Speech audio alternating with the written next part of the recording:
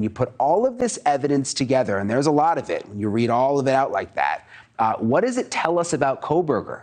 Let's bring in Robin Dreeke, retired FBI special agent and head of the counterintelligence NCE behavioral analysis program, and Katie Cherkasky. She is a criminal defense attorney and a former federal prosecutor. Thank you both so much for being with us.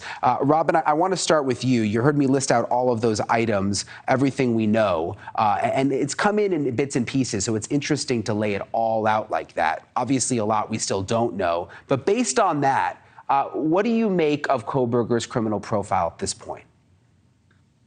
He always strikes me from the very first time he was arrested that here's an individual that has studied this from books, and he has taken all his knowledge from research and no practical experience. And so it looks like he put together this project of his, and he gave himself an assignment for murder. And so that's what all this evidence looks like, is that he accumulated all these things, and the things he executed in the murder, like they can't find the murder weapon or the clothes he was actually wearing, he disposed of those because that's what the book said to do. Everything else that he accumulated, he held on to, maybe to be disposed of later or to be used in the future. But it strikes me as someone really conducting an experiment of an assignment he gave himself. Yeah, interesting. And he had that survey at one point, which was like an experiment in its own way. Robin, what do you make of, and I'm sort of fascinated by this, the book that they took and some significance to page 118? What do you think that could mean?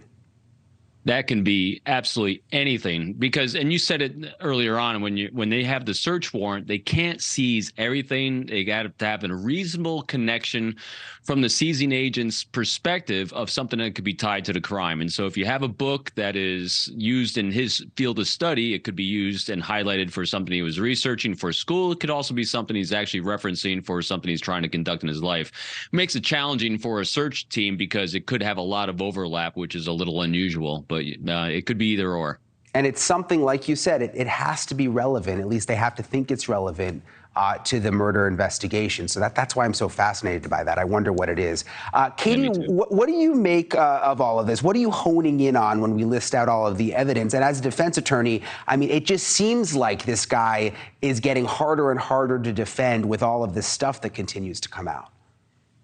Well, that's absolutely the case. And I think if I was his defense attorney, I would tell him, and again, I believe in the presumption of innocence here, but if he has any hope of avoiding the death penalty, I think that he needs to take a plea deal and express remorse as soon as possible. Any defense attorney is going to look at evidence that ceased and determine if there was any sort of issue with a search warrant, because it does have to be proper under the law. There were some pretextual stops here, the traffic stops that are a bit questionable in terms of whether they had proper basis to stop him and collect evidence of DNA that they then use to supplement their affidavits to get these other items. So any defense attorney is going to try to see if there's any way to keep some of this evidence out. If they can't, then the next thing you have to do is try to present any other reasonable explanation for why you might have things that seem suspicious, like gloves, black clothing, etc., but maybe have an innocent explanation of some sort. But in this case, with the circumstantial evidence mounting against him and all the physical evidence at that,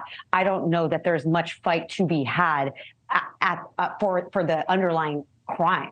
It's interesting, Katie, you bring up plea deal to avoid the death penalty. But with all of this evidence and one family at least already saying that they want the death penalty, and it seems, at least from what we know, that the prosecution has somewhat of a pretty solid case, why would they even be considering a plea deal? I mean, do you think they would even consider it, Katie?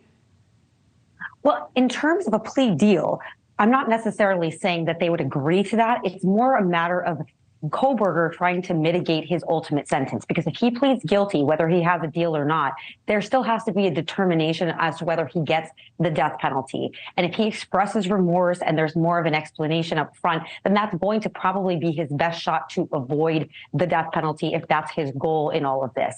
That's not necessarily a deal. It's just a decision to plead guilty, what they call a naked plea, essentially, without any protection, but to do so to get some sort of potential benefit, some sort of leniency in terms of sentencing. Interesting. Thank you for watching. Go to newsnationnow.com to find NewsNation on your television provider. And don't forget to click the red subscribe button below to get more of NewsNation's fact-driven, unbiased coverage.